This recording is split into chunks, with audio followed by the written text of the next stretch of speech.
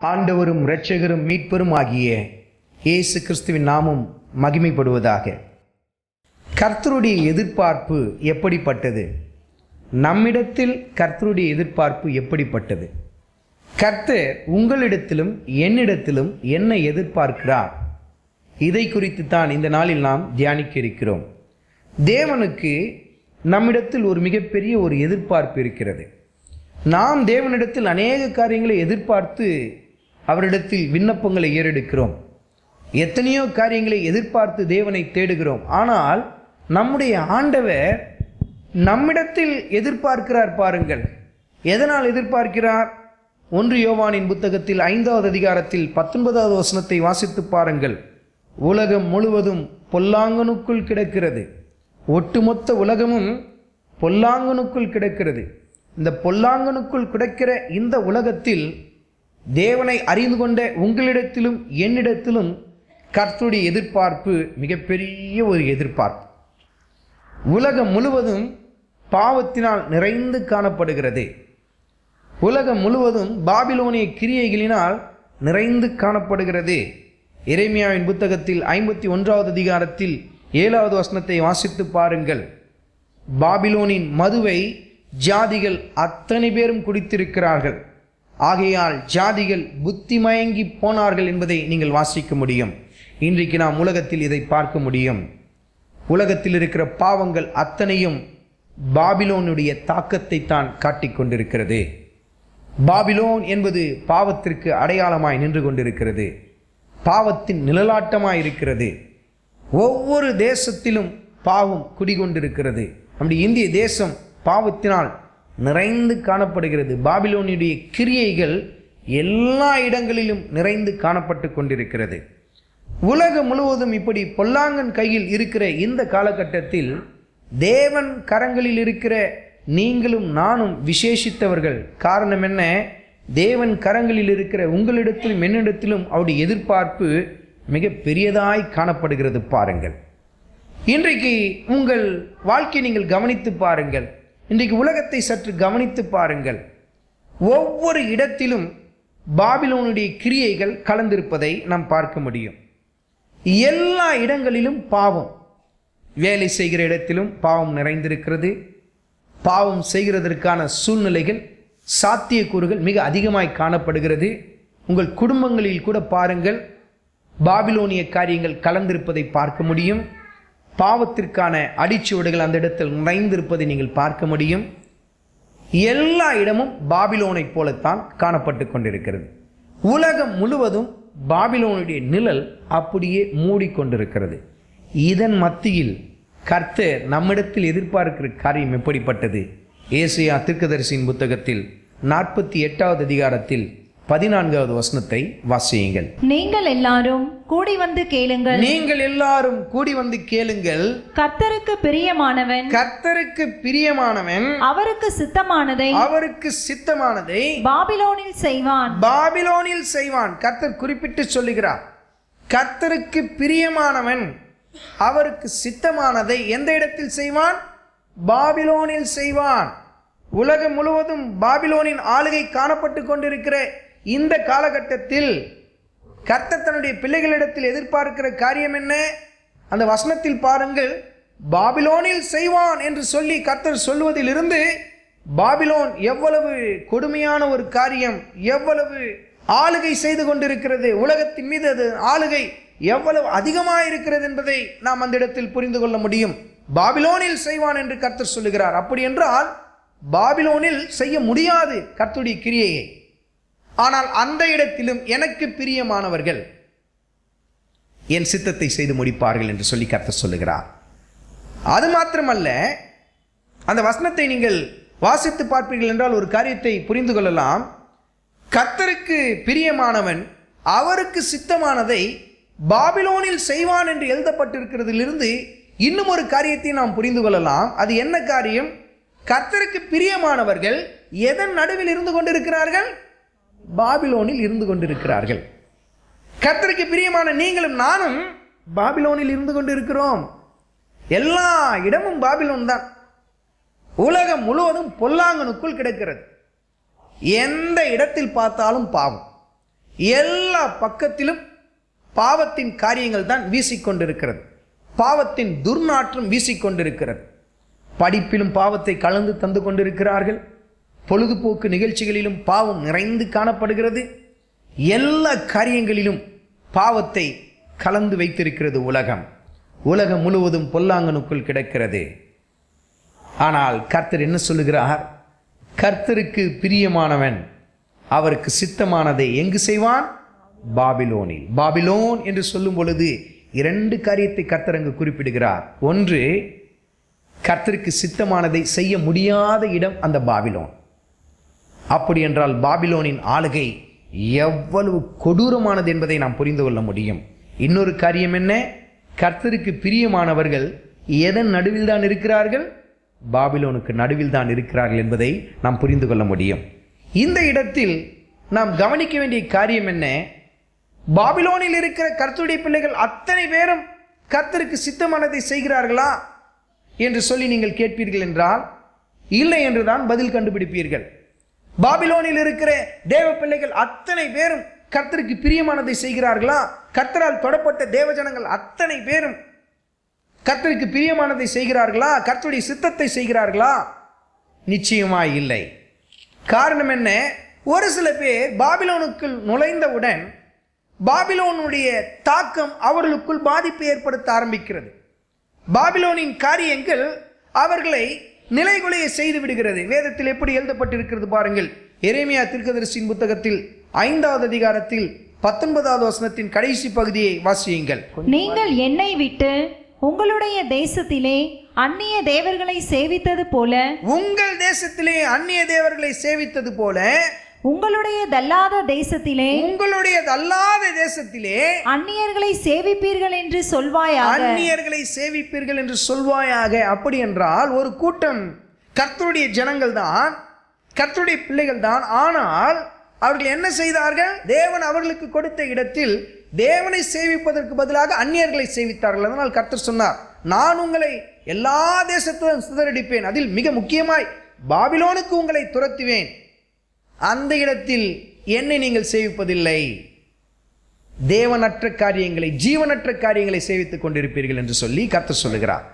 அப்படி என்றால் பாபிலோனில் இருக்கிற கர்த்தருடைய பிள்ளைகள் அத்தனை பேரும் கர்த்தருக்கு சித்தமானதை செய்கிறார்களா? நிச்சயமா இல்லை. ஒரு சில பேர் பாபிலோனில் பாபிலோனியராகவே கலந்து விடுகிறார்கள். யூதர்கள் தான், கர்த்தருடைய பிள்ளைகள் தான், கர்த்தரை அறிந்தவர்கள் தான். ஆனால் அவர்கள் யாராய் இருக்கிறார்கள்? பாபிலோனில் பாபிலோனியர்களாய் மாறிவிடுகிறார்கள். ஆனால் தேவனுடைய எதிர்பார்ப்பு என்ன? கர்த்தர் என்ன தன்னுடைய ஜனத்திடத்தில் எதிர்பார்க்கிறார்? ஒரு உத்தமமான கூட்டம். அந்த கூட்டத்தை குறித்து தான் நாம் வேதத்தில் வாசித்தோம். ஏசாயா தீர்க்கதரிசியின் புத்தகத்தில் 48வது அதிகாரத்தில் 14வது வசனத்தில் தேவன் எதிர்பார்க்கிற கூட்டத்தை குறித்த காரியம் எழுதப்பட்டிருக்கிறது. அவர்கள் எப்படிப்பட்டவர்கள்? மீண்டும் வாசியுங்கள் அந்த வசனத்தை. நீங்கள் எல்லாரும் கூடி வந்து கேளுங்கள். நீங்கள் எல்லாரும் கூடி வந்து கேளுங்கள். கர்த்தருக்கு பிரியமானவன். கர்த்தருக்கு பிரியமானவன். எப்படி எழுதப்பட்டிருக்கிறது பாருங்கள். அவர்கள் யார்? தங்களுக்கு பிரியமானவர்கள் அல்ல, மற்றவர்களுக்கு அல்ல. அவர்கள் யாருக்கு பிரியமானவர்கள்? கர்த்தருக்கு பிரியமானவர்கள். அவர்கள் என்ன செய்கிறார்கள்? அவருக்கு சித்தமானதை பாபிலோனில் செய்வான். எங்கே செய்கிறார்கள்? கானான் தேசத்தில் அல்ல. எங்கு செய்கிறார்கள்? பாபிலோனில் செய்கிறார்கள். ஏனென்றால் பாபிலோனின் மது ஜாதிகளை வெறிக்க பண்ணி கொண்டிருக்கிறது. அத்தனை பேரும் மதிமயங்கி போய் பாபிலோனுக்கு அப்படியே தங்களை வணைந்து கொடுத்து விட்டார்கள். ஆனால் ஒரு உத்தம கூட்டம் மாத்திரம் கர்த்தருக்கு சித்தமானதை பாபிலோனில் செய்து கொண்டிருக்கிறது. வேதத்தில் எப்படி எழுதப்பட்டிருக்கிறது பாருங்கள். பாபிலோன் எப்படிப்பட்டது? வெளிப்படுத்தின விசேஷத்தில் 17வது அதிகாரத்தில் 5வது வசனத்தை வாசியுங்கள். மேலும் ரகசியம், மகா பாபிலோன் வேசிகளுக்கும் பூமியிலுள்ள அருவருப்புகளுக்கும் தாய் என்னும் நாமம். பூமியிலுள்ள அருவருப்புகளுக்கும் தாய். அப்படி என்றால் இந்த பாபிலோன் தான் என்ன? எல்லா பாவத்திற்கும் காரணம், வேர் போன்றது. எல்லா பாவமும் அதன் மூலமாய் தான் வருகிறது. உலகத்தில் காணப்படுகிற அத்தனை பாவமும் எதன் மூலமாய் தான் வந்தது? பாபிலோன் மூலமாய் தான் வந்தது. அதன் ஆளுகை எப்படி இருந்தது? வெளிப்படுத்தின விசேஷத்தில் 17வது அதிகாரத்தில் 18வது வசனத்தை வாசியுங்கள். நீ கண்ட ஸ்திரீயானவள் நீ கண்ட ஸ்திரியானவள் பூமியின் ராஜாக்கள் மேல் ராஜ்யபாரம் பண்ணுகிற பூமியின் ராஜாக்கள் மேல் ராஜ்யபாரம் பண்ணுகிற மகா நகரமேயாம் மகா என்றார். நகரமேயாம். பூமியில் இருக்கிற எல்லா ராஜ்யங்கள் மேலும் இந்த பாபிலோனுடைய ஆளுகை காணப்பட்டு கொண்டிருக்கிறது. அது இந்திய தேசமாக இருக்கட்டும், அமெரிக்க நாடுகளாக இருக்கட்டும், எல்லா தேசங்கள் மீதும் யாருடைய ஆளுகை தான் காணப்பட்டு கொண்டிருக்கிறது? பாபிலோனுடைய ஆளுகை காணப்பட்டு கொண்டிருக்கிறது. இன்னைக்கு பாருங்கள், பாவம் எவ்வளவு பெருகி கொண்டிருக்கிறது, தலைவிரித்து ஆடிக்கொண்டிருக்கிறது எல்லா இடங்களிலும். கிறிஸ்துவ நாடுகள் என்று கூட சொல்லப்படுகிற நாடுகளில் கூட பாவம் உச்சத்தை தொட்டு கொண்டிருக்கிறது. மீண்டும் அந்த வசனத்தை வாசியுங்கள். நீ கண்ட ஸ்திரீயானவள் நீ கண்ட ஸ்திரியானவள் பூமியின் ராஜாக்கள் மேல் ராஜ்யபாரம் பண்ணுகிற பூமியின் ராஜாக்கள் மேல் ராஜ்யபாரம் பண்ணுகிற மகா நகரமேயாம் மகா என்றார். நகரமேயாம். அதுதான் இந்த மகா பாபிலோன் எல்லா ராஜ்யங்கள் மேலும் ஆளுகை செய்து கொண்டிருக்கிறது. எல்லா தேசங்களிலும் ஆளுகை செய்து கொண்டிருக்கிறது. உலகம் முழுவதும் பொல்லாங்கனுக்குள் பாபிலோனுக்குள் கிடக்கிறது. ஆனால் அதன் நடுவில் இருக்கிற ஒரு உத்தம கூட்டம், அதன் நடுவில் இருக்கிற ஒரு விசேஷித்த கூட்டம், தேவனால் தொடப்பட்ட ஒரு விசேஷித்த ஒரு கூட்டம், அது என்ன செய்கிறது? கர்த்தருக்கு சித்தமானதை செய்கிறதாம். பாருங்கள், எவ்வளவு ஆச்சரியமான ஒரு காரியம். ஏசாயா தீர்க்கதரிசியின் புத்தகத்தில் 48வது அதிகாரத்தில் 14வது வசனத்தில் எழுதப்பட்டிருக்கிறது, கர்த்தருக்கு பிரியமானவன். அவன் யாருக்கு பிரியமானவன்? கர்த்தருக்கு பிரியமானவன். பாபிலோனில் தான் இருக்கிறான், ஆனால் அவன் என்ன செய்கிறான்? கர்த்தருக்கு சித்தமானதை செய்கிறானாம். உலகம் முழுவதும் பொல்லாங்கனுக்குள் கிடக்கிற இந்த காலகட்டத்தில் தேவனால் தெரிந்து கொள்ளப்பட்ட உங்களிடத்திலும் என்னிடத்திலும் கர்த்தர் என்ன எதிர்பார்க்கிறார்? ஒட்டுமொத்த உலகமும் பாவத்தில் நிறைந்திருக்கிற இந்த காலகட்டத்தில் தங்களை வேறு பிரித்து கொண்டவர்கள், கர்த்தருக்கென்று தங்களை வேறு பிரித்து கொண்ட ஒரு உத்தம கூட்டத்தை கர்த்தர் எதிர்பார்க்கிறார். கர்த்தருக்கென்று தங்களை வேறு பிரித்துக் கொள்ள வேண்டும். நான் பாபிலோனில் இருக்கிறேனே, ஒட்டுமொத்த பாவத்தின் வேறாயிருக்கிற இடத்தில் இருக்கிறேனே, இந்த இடத்தில் கர்த்தருக்கு பிரியமானதை நான் எப்படி செய்ய முடியும் என்று சொல்லி சாக்கு போக்குகளை சொல்லி பாபிலோனின் கலப்புகளில் சிக்கிக் கொள்ளுகிற தேவ ஜனங்களை கர்த்தர் எதிர்பார்க்கவில்லை. இன்றைக்கு என் குடும்பத்தில் இப்படிப்பட்ட ஒரு சூழ்நிலை, அதனால் என்னால் கர்த்தருக்கு பிரியமாய் நடக்க முடியவில்லை. ஒருவேளை உங்கள் குடும்பம் உங்களுக்கு பாபிலோன் போல காணப்பட்டு கொண்டிருக்கலாம். உங்கள் குடும்ப காரியங்கள் அல்லது உங்கள் வேலை ஸ்தலம் அல்லது நீங்கள் வசிக்கிற இடம் பாபிலோனுடைய கிரியையை வெளிப்படுத்தி கொண்டிருக்கலாம். ஆனால் கர்த்தர் என்ன எதிர்பார்க்கிறார்? அவருக்கு பிரியமானவர்கள் பாபிலோனிலும் ஆண்டவருக்கு சித்தமானது செய்கிறார்கள். பாருங்கள், பாபிலோனில் கர்த்தருக்கு சித்தமானது செய்கிறார்கள். அப்படி என்றால் பாபிலோனில் இருக்கிற தேவஜனம் தன்னை வேறு பிரித்துக் கொள்ளுகிறது, தான் யார் என்ற ரகசியத்தை புரிந்து கொள்ளுகிறது. நான் பாபிலோனில் தான் காணப்படுகிறேன், ஆனால் நான் பாபிலோனியன் அல்ல, நான் வேறு பிரிக்கப்பட்டவன், நான் பரிசுத்த கூட்டம் என்ற ரகசியத்தை அவர்கள் புரிந்து கொள்ளுகிறார்கள். அதனால் அவர்கள் ஆச்சரியமான ஒரு காரியத்தை செய்கிறார்கள். வேறு பிரிக்கப்பட்ட ஒரு கூட்டத்தை கர்த்தர் எதிர்பார்க்கிறார். பாருங்கள், எபேசியரின் புத்தகத்தில் 2வது அதிகாரத்தில் 3வது வசனத்தை வாசியுங்கள். அவர்களுக்குள்ளே நாம் எல்லாரும் முற்காலத்திலே நமது மாம்ச இச்சையின்படியே நடந்து நமது மாமிச இச்சைப்படியே நடந்து நமது மாம்சமும் மனசும் விரும்பினவைகளை செய்து நமது மாமிசமும் மனசும் விரும்பினதை செய்து. ஒரு காலகட்டத்தில் நாம் எதை செய்தோம்?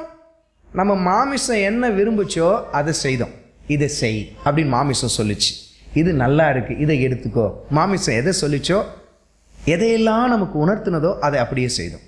மாமிசம் எதெல்லாம் விரும்பினதோ அதை ஒன்றையும் நம்ம விட்டு வைக்கல, மாமிசத்துக்கு நம்ம எல்லாத்தையும் கொடுத்து கொண்டே இருந்தோம். மீண்டும் இந்த வசனத்தை வாசியுங்கள். அவர்களுக்குள்ளே நாம் எல்லாரும் முற்காலத்திலே நமது மாம்ச இச்சையின்படியே நடந்து நமது மாம்சமும் மனசும் விரும்பினவைகளை செய்து சுபாவத்தினாலே மற்றவர்களைப் போல கோபாக்கினையின் பிள்ளைகளாயிருந்தோம். காரணம் என்ன? மாமிசம் விரும்பினதை செய்தோம். மாமிசம் பார்க்குது உலகத்தை, இது நல்லா இருக்கு, கவர்ச்சியா இருக்கு, உடனே மாமிசத்தை திருப்திப்படுத்தணும். மாமிசம் எதையெல்லாம் கேட்டுதோ அதையெல்லாம் அதுக்கு கொடுத்தோம். ஏன்னா உலகம் கவர்ந்து இழுக்கிறது மாமிசத்தை. பாருங்க, ஆவி உற்சாகம் உள்ளது தான், மாமிசமோ பலவீனம் உள்ளது. இந்த பலவீனமான மாமிசம் உலகத்தினால கவர்ந்து இழுக்கப்படுது. உலகத்தின் கவர்ச்சிகள், உலகத்தின் பாவ காரியங்கள் கவர்ந்து இழுக்கிறது மாமிசத்தை. நம்ம முற்காலத்தில் மாமிசத்தை திருப்திப்படுத்தணும், மாமிசம் என்ன கேட்டதோ அதை தந்தோம், மாமிசத்துக்கு பிரியமானவர்களாய் நாம் காணப்பட்டோம். ஆனால் இன்றைக்கு மாமிசத்தின் கிரியைகள் நிறைந்து காணப்படுகிற பாபிலோனின் நடுவில் நாம் இருக்கிறோம். ஆனால் மாமிசத்தை பிரியப்படுத்துகிறவர்களாய் அல்ல, நாம் யாரை பிரியப்படுத்துகிறவர்களாய் மாற வேண்டும்? தேவனுக்கு பிரியமானவர்களாய் மாற வேண்டும். கர்த்தருக்கு பிரியமானவன் பாபிலோனிலும் அவருக்கு சித்தமானதை செய்வான். மாமிசத்துக்கு பிரியமானவன் கர்த்தருக்கு சித்தமானதை செய்ய முடியாது. அவன் பாபிலோனுக்கு பிரியமானதை தான் செய்வான். ஆனால் கர்த்தருக்கு பிரியமானவன், மாமிசம் அநேக காரியத்தை விரும்பும். இன்னும் நல்லா தூங்குன்னு சொல்லும் மாமிசம், இன்னும் இளைப்பாருன்னு சொல்லும், கோபப்படுன்னு சொல்லும், இச்சித்துக்கொள் என்று சொல்லும். இச்சையே அது இன்னும் அதிகமாய் வளர்க்க ஆரம்பிக்கும். உலக காரியங்களை பார்க்கும் பொழுது இது வேண்டும் அது வேண்டும் என்று சொல்லி ஒவ்வொன்றாய் எடுத்துக்கொள்ள ஆரம்பிக்கும். மாமிசத்தின் கிரியைகள் வெளியரங்கமாயிருக்கிறது. அவைகள் கர்த்தருக்கு விரோதமான பாவங்களாயிருக்கிறது. அவைகள் மாமிசத்தை தூண்டும்.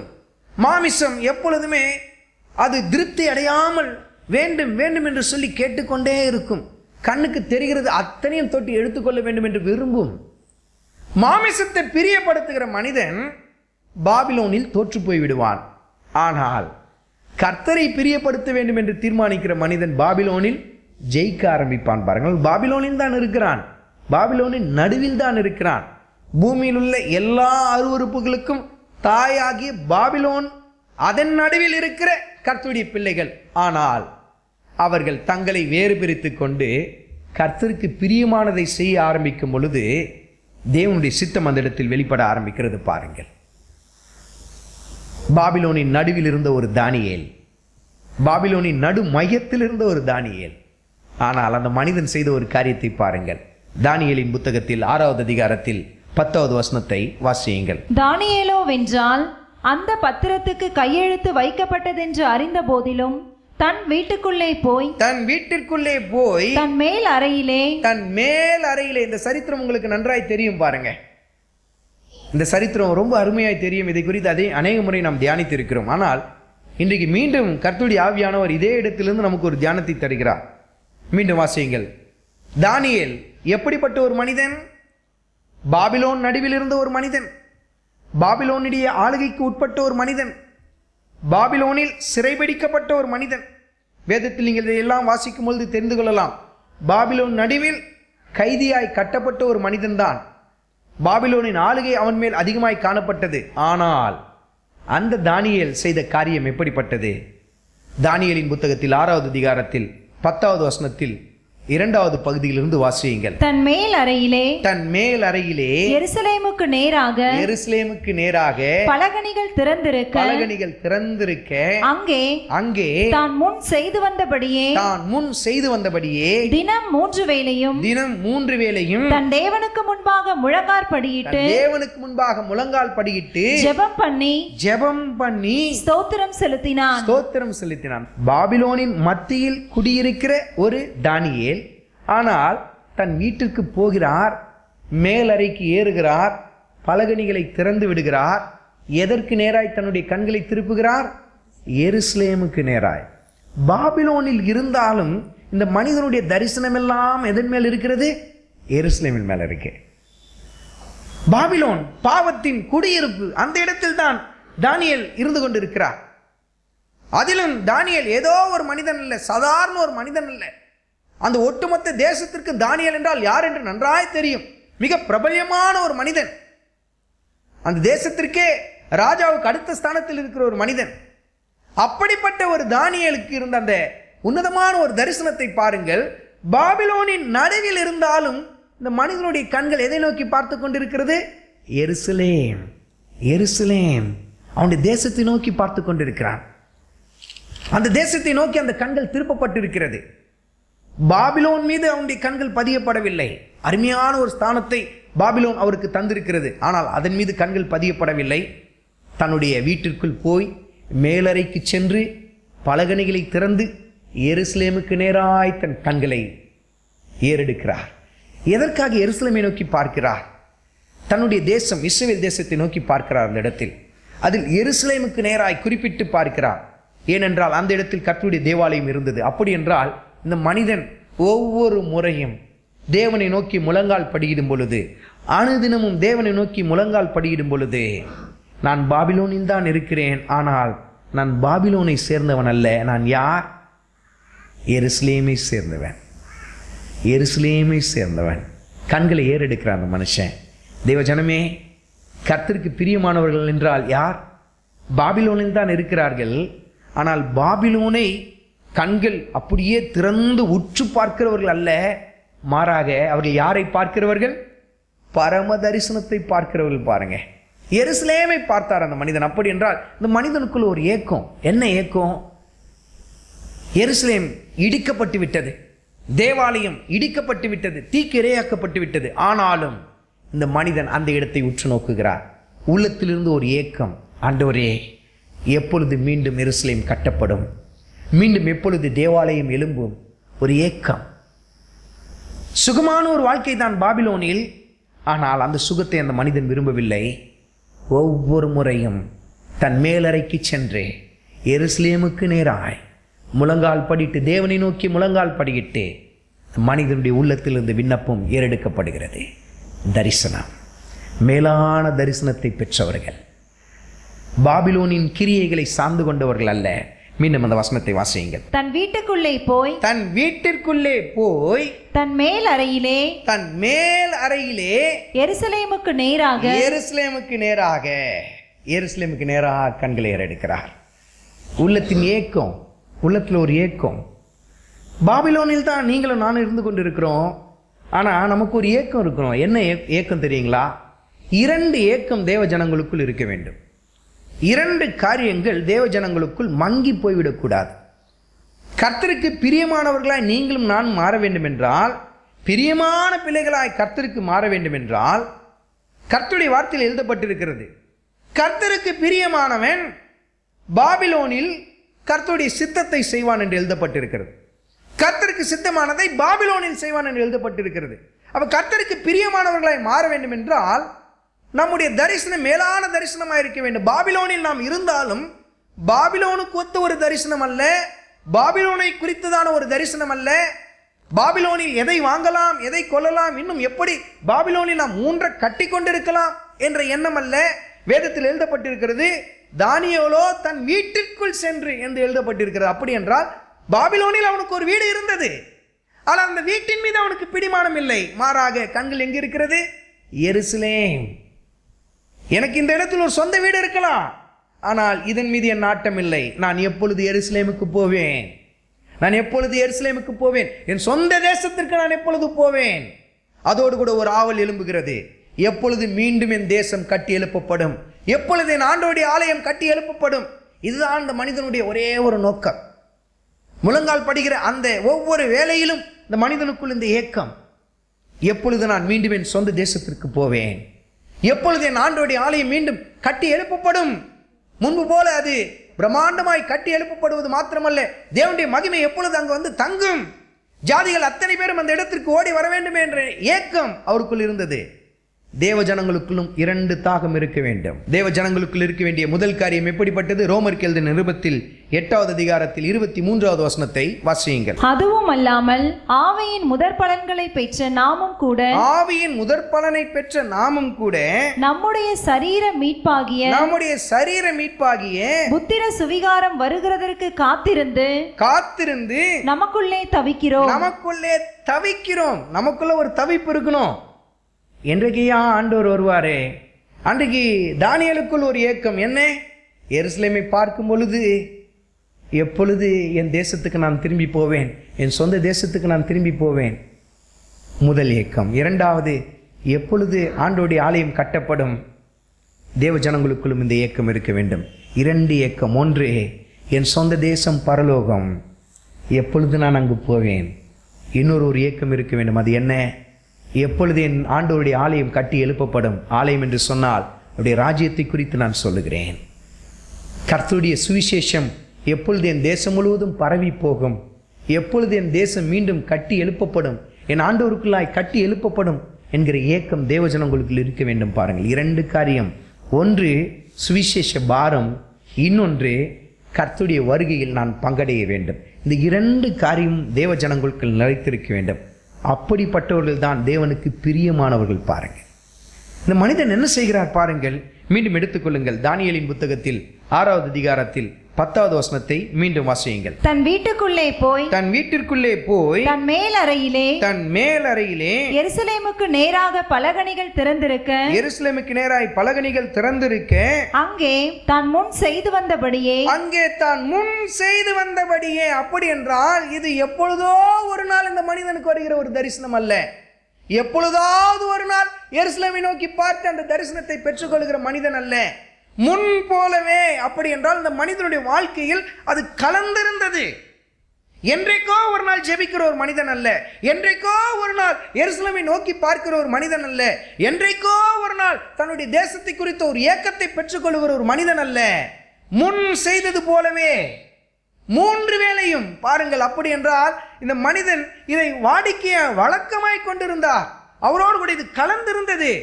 என் எருசலேமுக்கு நான் திரும்ப வேண்டும், மீண்டும் என்னுடைய தேசம் கட்டி எழுப்பப்பட வேண்டும், என் ஆண்டவருடைய ஆலயம் கட்டி எழுப்பப்பட வேண்டும். தேவ ஜனமே, இன்றைக்கு உங்களுக்குள்ளும் எனக்குள்ளும் இந்த தாகம் இருக்கிறதா? நம்முடைய தேசம் சுவிசேஷத்தினால் நிரப்பப்பட வேண்டும், என் ஆண்டவருடைய வருகை சீக்கிரம் வர வேண்டும் என்கிற ஏக்கம் நமக்குள் இருக்கிறதா? நம்முடைய ஏக்கம் உலகத்தின் பார்வைக்கு வேடிக்கையாக காணப்படும். காரணம் என்ன? எருசலேமின் தற்போதைய நிலை எப்படி இருந்தது?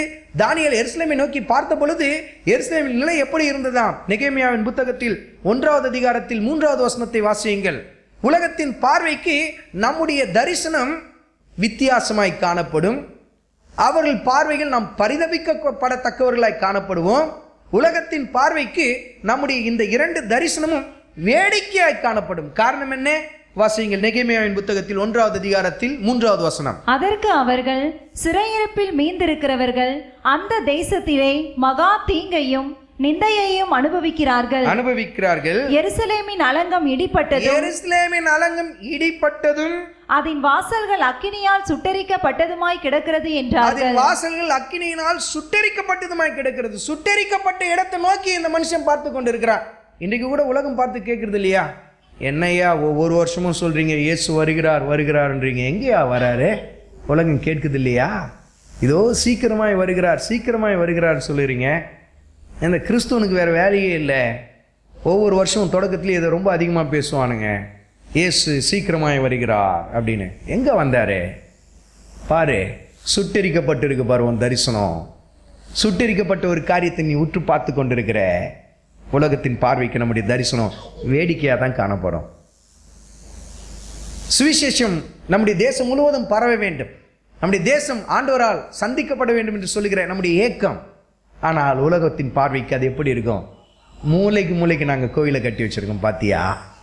விக்கிரகத்தை நிரப்பி வச்சிருக்கிறோம், உன்னால் ஒன்றும் செய்ய முடியாது.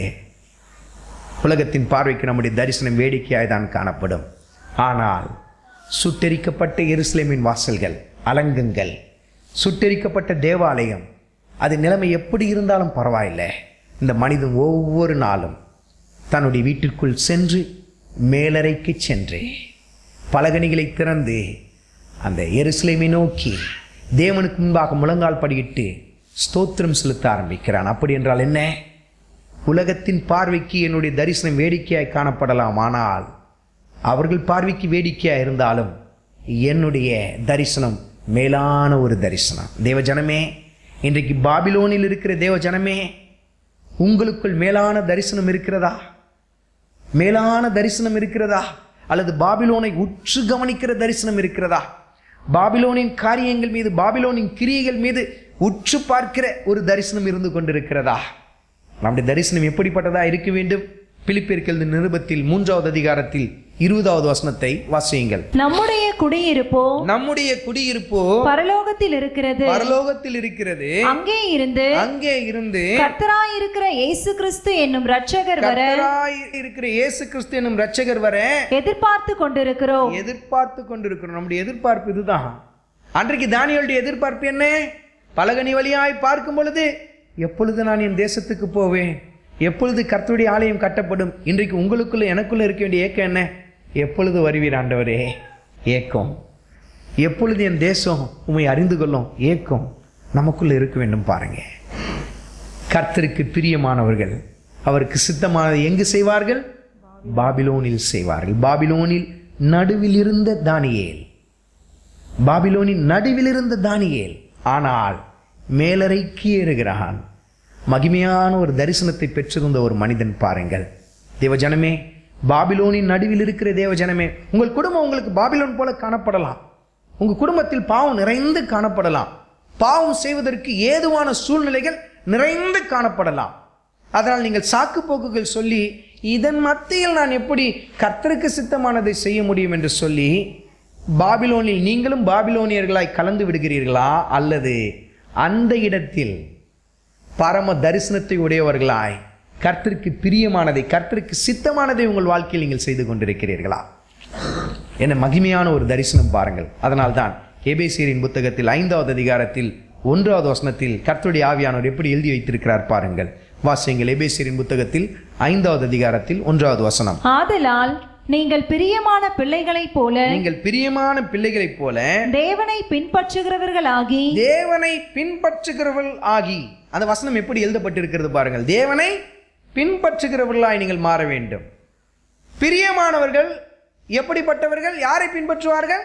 தேவனை பின்பற்றுவார்கள். தேவன் நம்மை பின்பற்றுவதற்கும் நாம் தேவனை பின்பற்றுவதற்கும் எவ்வளவு பெரிய வித்தியாசம் இருக்கிறது. உண்மைதானே? தேவன் நம்ம பின்பாகவே வந்து கொண்டிருக்கிறார். கர்த்தர் நமக்கு பின்பாகவே வந்து கொண்டிருக்கிறார் என்றால் என்ன அர்த்தம்? நமக்கு அவர் வளைந்து கொடுத்து கொண்டிருக்கிறார்.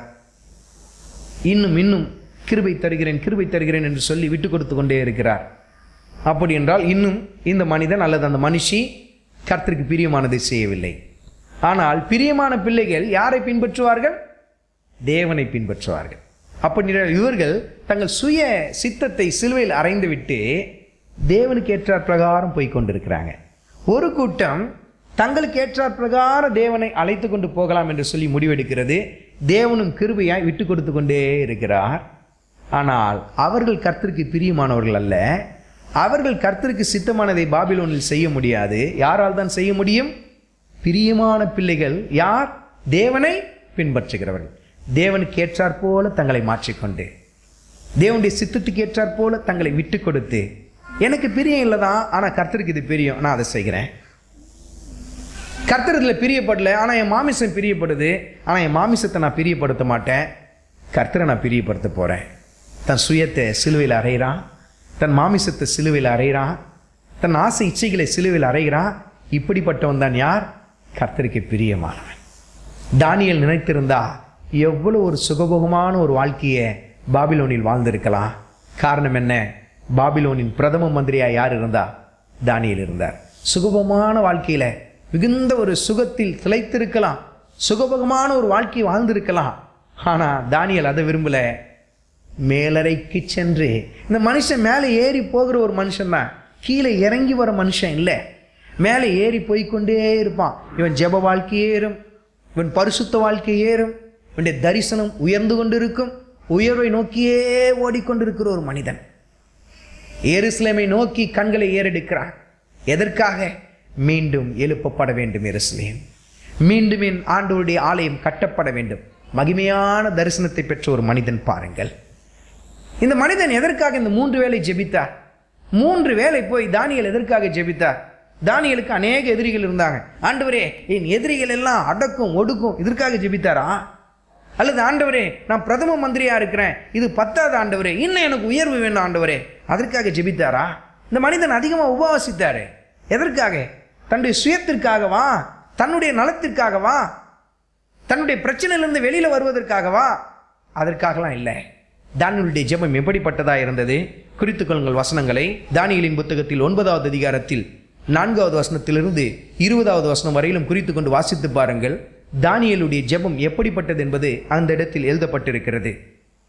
அதில் குறிப்பிட்டு நாம் வாசிக்க வேண்டிய ஒரு பகுதியும் இருக்கிறது. தானியேலின் புத்தகத்தில் 9வது அதிகாரத்தில் முதல் 2 வசனங்களை வாசியுங்கள். கல்தேயருடைய ராஜ்யத்தின் மேல் ராஜாவாக்கப்பட்ட மேதிய குலத்தானாகிய அகாஸ்வேருவின் புத்திரனான தரியு ராஜ்யபாரம் பண்ணுகிற 1ஆம் வருஷத்திலே, தரியு ராஜ்யபாரம் பண்ணுகிற 1ஆம் வருஷத்திலே, நீங்கள் கவனித்து பார்ப்பீர்கள் என்றால் ஒரு காரியத்தை புரிந்து கொள்ளலாம்.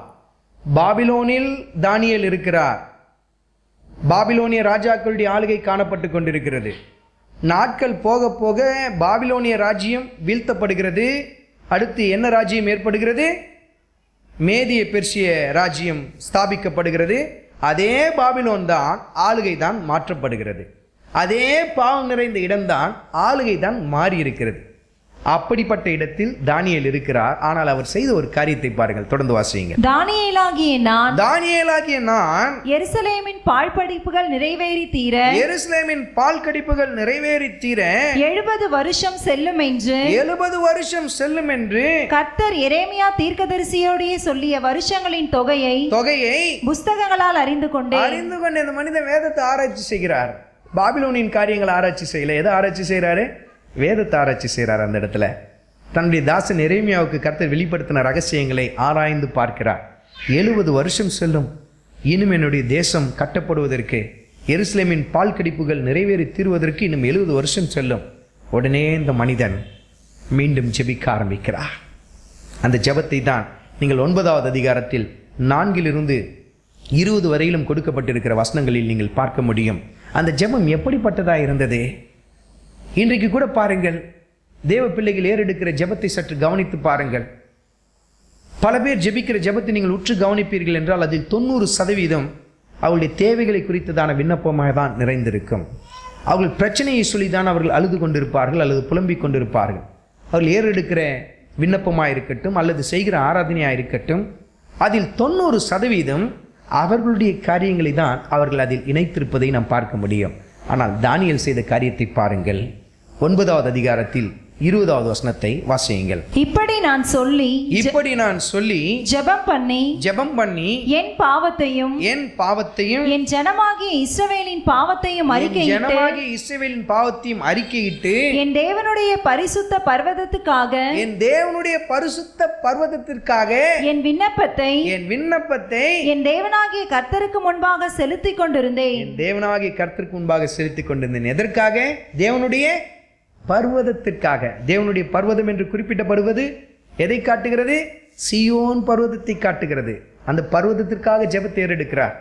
நரிகள் ஓடி திரிந்து கொண்டிருக்கிறது. ஆண்டவரே, அந்த பரிசுத்த பர்வதத்திலே அதை கண்ணோக்கி பாரும் ஆண்டவரே, மீண்டும் கட்டி எழுப்பப்பட வேண்டும். இந்த ஜெபத்தில் சுயநலத்தை நீங்கள் பார்த்தீங்களா? ஆண்டவரே, பாபிலோனில் நான் பிரதம மந்திரியாக இருக்கிறேன், ராஜாவை மாற்றுங்க. இல்லை, பாபிலோனில் ஒரு கூட்டம் எனக்கு விரோதமாக போராடி கொண்டு இருக்கு, அதெல்லாம் கட்டும், அதுக்கெல்லாம் ஒரு முடிவு உண்டு பண்ணோம். அதுக்காக உபவாசிக்கல. அந்த ஜெபத்தில் பாவ அறிக்கை நிறைந்து காணப்பட்டது. தனக்காகவும் தன் தேசத்திற்காகவும் பாவ அறிக்கை செய்து ஜெபித்தார். அந்த ஜெபம் முழுவதிலும் பரிந்து பேசி ஜெபித்தார். அந்த ஜெபம் முழுவதையும் வாசித்து பாருங்கள். திறப்பின் வாசலில் நின்று இந்த மனிதன் போராடி கொண்டிருக்கிறார். இந்த ஜெபத்தை எல்லாம் அவர் எந்த இடத்தில் ஏறெடுத்தார்? எருசலேமின் தேவாலயத்தில் அல்ல. எந்த இடத்தில்? பாபிலோனின் நடுவில். கர்த்தருக்கு பிரியமானவன், கர்த்தருக்கு சித்தமானதை எந்த இடத்தில் செய்கிறான்? பாபிலோனில் செய்கிறான். தேவஜனமே, சபையில் ஜெபிக்கிறோம், சபையில் ஆராதிக்கிறோம், நல்லதுதான். உலகத்தில் கடந்து போகும்பொழுது ஜெபிக்கிறீர்களா? உங்கள் குடும்ப வாழ்க்கையின் போது நீங்கள் ஜெபிக்கிறீர்களா? ஆராதிக்கிறீர்களா? பாபிலோனின் மத்தியில் நீங்கள் காணப்படும் பொழுது, பாபிலோனியர்கள் சுற்றி இருக்கிற இடத்தில் கர்த்தருக்கு பிரியமான, கர்த்தருக்கு சித்தமான காரியத்தை செய்கிறீர்களா? தானியேலை பாருங்கள். பாபிலோனின் நடுவில் இருந்த பொழுது பாவ அறிக்கை செய்து ஒரு ஜெபம், தனக்காகவும் தன் ஜனத்திற்காகவும் பரிந்து பேசி ஒரு ஜெபம், திறப்பின் வாசலில் நின்று இந்த மனிதன் போராடுகிறார். தானியேல் கண்ட தரிசனங்கள் அத்தனையும் எந்த இடத்தில் கண்ட தரிசனங்கள்? பாபிலோனில் அந்த மனிதன் இருந்த பொழுது கண்ட பரம தரிசனங்கள். என்ன ஆச்சரியமான வெளிப்பாடுகளை அந்த புத்தகம் பெற்றிருக்கிறது பாருங்கள். மகிமையான வெளிப்பாடுகளை அந்த மனிதன் பெற்றுக்கொண்டார். கர்த்தருடைய ரகசிய வருகை, கர்த்தருடைய பகிரங்க வருகை, கர்த்தருடைய முதலாவது உலகத்தில் அவர் மாமிசத்தில் வெளிப்பட இருக்கிற அந்த வருகை குறித்த காரியங்கள் என்று சொல்லி ஒன்றன் பின் ஒன்றாய் தேவ ரகசியங்கள் இந்த மனிதனுக்கு வெளிப்படுத்தப்படுகிறது. கர்த்தர் எப்படி இந்த பூமியில் பிறப்பார், அந்த ரகசியம் வெளிப்படுத்தப்படுகிறது. கர்த்தருடைய ரகசிய வருகை எப்படி இருக்கும், அதை குறித்த வெளிப்பாடு அவருக்கு கிடைக்கிறது. கர்த்தருடைய பகிரங்க வருகை எப்படி இருக்கும், உலகத்தின் நியாயத்தீர்ப்பு எப்படி இருக்கும், உலகத்தின் ராஜ்யங்கள் எப்படி மாற்றப்படும், எவ்வளவு ஆச்சரியமான தரிசனங்களை இந்த மனிதன் பெற்றுக்கொண்டார். அத்தனையும் அவர் பெற்றுக்கொண்ட இடம் எது? பாபிலோன். எல்லா பாவத்திற்கும் தாயாய் வேறாய் இருக்கிற இடத்தில் இந்த மனிதன் இருந்த பொழுது, எல்லா பாவமும் குடிகொண்டிருக்கிற வாசம் பண்ணுகிற ஒரு பாபிலோனில் இருந்த பொழுது மகிமையான தரிசனத்தை இந்த மனிதன் பெற்றுக்கொண்டார். காரணம் என்ன? வேதத்தில் இந்த மனிதனை குறித்து சாட்சி எழுதப்பட்டிருக்கிறது. வசனங்களை குறித்து கொண்டு வாசித்து பாருங்கள். தானியேலின் புத்தகத்தில் 9வது அதிகாரத்தில் 23வது வசனத்தை வாசித்து பாருங்கள். நீ மிகவும் பிரியமானவன் என்று எழுதப்பட்டிருக்கும். தானியேலின் புத்தகத்தில் 10வது அதிகாரத்தில் 11வது வசனத்தை வாசித்து பாருங்கள். பிரியமான புருஷனாகிய தானியேலே என்று சொல்லி கர்த்தருடைய தூதன் அழைப்பதை நீங்கள் பார்க்க முடியும். அதே போல தானியேலின் புத்தகத்தில் 10வது அதிகாரத்தில் 19வது வசனத்தையும் வாசித்து பாருங்கள். பிரியமான புருஷனே, தேவனுக்கு பிரியமான புருஷன் தானியேல். எதன் நடுவில் இருந்த பொழுது? பாபிலோனின் நடுவில் இருந்த பொழுது கர்த்தருக்கு பிரியமானதை செய்த ஒரு மனிதன். தேவ ஜனமே, இன்றைக்கு உங்களை சுற்றி பாபிலோனின் சிறையிருப்பு காணப்பட்டு கொண்டிருக்கலாம். பாபிலோனின் சிறையிருப்புக்கு ஒத்த ஒரு சிறையிருப்பில் நீங்கள் கடந்து போய் கொண்டிருக்கலாம். உங்கள் குடும்பத்தில் பிரச்சனைகள், போராட்டங்கள், நிந்தை, அவமானங்கள் என்று ஒன்றன் பின் ஒன்றாய் நீங்கள் உங்கள் வாழ்க்கையில் சந்தித்து கொண்டிருக்கலாம். உங்கள் குடும்பம் உங்களுக்கு பாபிலோனை போல காணப்பட்டு கொண்டிருக்கலாம். ஆனால் இதன் மத்தியில் கர்த்தருக்கு பிரியமானவர்களாய், கர்த்தருக்கு சித்தமானதை நாம் செய்ய வேண்டும் என்று சொல்லி கர்த்தர் நம்மிடத்தில் எதிர்பார்க்கிறார். பாருங்கள், தேவனுடைய எதிர்பார்ப்பு ஆச்சரியமானது. பாருங்கள், நம்மிடத்தில் கர்த்தருடைய எதிர்பார்ப்பு ஆச்சரியமானது. பாருங்கள், இந்த மனிதன் தனக்காக ஜெபிக்கவில்லை, தன் தேசத்திற்காக ஜெபிக்கிறார். இந்த மனிதனுடைய தரிசனம் வித்தியாசமான ஒரு தரிசனம். தேவனுடைய ஆலயம் கட்டப்படுவதை குறித்த ஒரு தரிசனம். மீண்டும் தன்னுடைய சொந்த தேசத்துக்கு திரும்பி போவதை குறித்துதான ஒரு தரிசனம். தேவ பிள்ளைகளாகி உங்களுக்குள்ளும் எனக்குள்ளும் இதே தரிசனம் நிறைந்திருக்க வேண்டும். எப்பொழுது இந்த பூமியில் ஆண்டவருடைய ராஜ்யம் கட்டி எழுப்பப்படும், எப்பொழுது இந்த ஒட்டுமொத்த உலகமும் என் தேசமும் ஆண்டவரை அறிந்து கொள்ளும் என்கிற தரிசனம் நமக்குள் வேண்டும். எப்பொழுது ஆண்டவர் வருவார், வருகை குறித்து ஒரு ஏக்கம் நமக்குள் இருக்க வேண்டியது அவசியம். பாருங்கள், இந்த தரிசனத்தை தானியேல் பெற்றுக்கொண்டதினால் ஆண்டவர் அந்த மனிதனை குறித்து பிரியமான புருஷன் என்று சொல்லி சாட்சி சொன்னார். பாருங்கள், சாட்சி சொன்னது மாத்திரமல்ல, பாபிலோனில் தானியேலை உயர்த்தினார். பாபிலோனில் தானியேலுக்கு விரோதமாக எழுப்பின அத்தனை பேருக்கு எதிராகவும் தானியேல் பட்சத்தில் கர்த்தர் இருந்து வழக்காடினார். பாருங்கள், கர்த்தர் நமக்கு கொடுத்த வாக்குத்தத்தம் எப்படிப்பட்டது? அது ஆச்சரியமான வாக்குத்தத்தம். எரேமியாவின் புத்தகத்தில் 50வது அதிகாரத்தில் 34வது வசனத்தை வாசியுங்கள். அவர்களுடைய மீட்பரோவெனில் வல்லமையுள்ளவர் சேனைகளின் கர்த்தர் என்பது அவருடைய நாமம் தேசத்தை இளைப்பாற பண்ணுவதற்கும் பாபிலோன் குடிகளை தத்தளிக்க பண்ணுவதற்கும் அவர்களுடைய வழக்கை அவர் நடத்துவார்.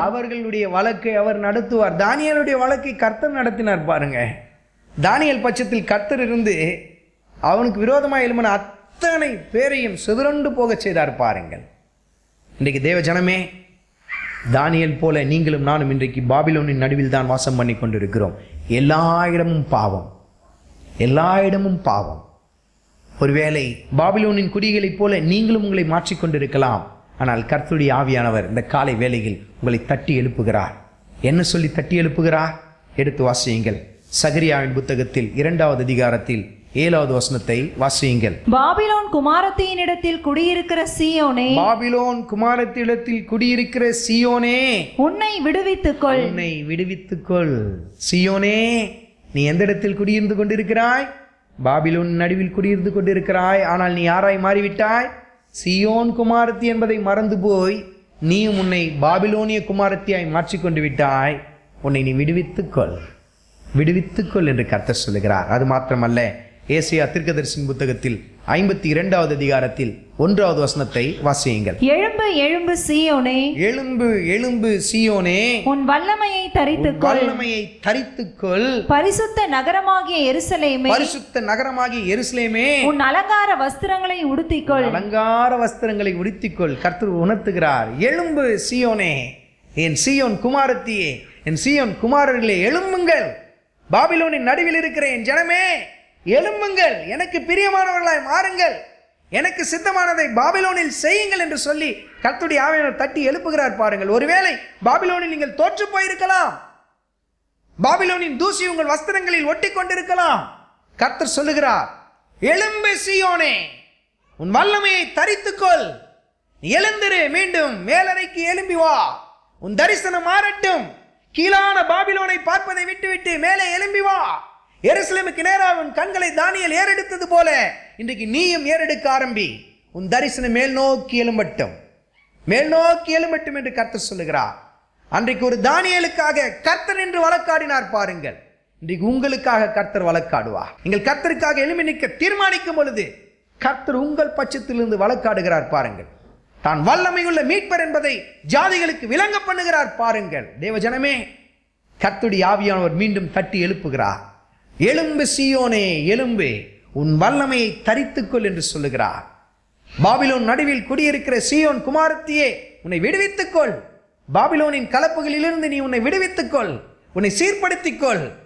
கர்த்தருக்கு பிரியமான பிள்ளைகளாய் மாறி அவருக்கு சித்தமானதை பாபிலோனின் நடுவில் நீ செய்ய வேண்டும் என்று சொல்லி கர்த்தருடைய ஆவியானவர் தட்டி எழுப்புகிறார் பாருங்கள். நாம் எழுந்து நின்று கர்த்தருடைய சமூகத்திலே நம்மை அர்ப்பணிப்போம்.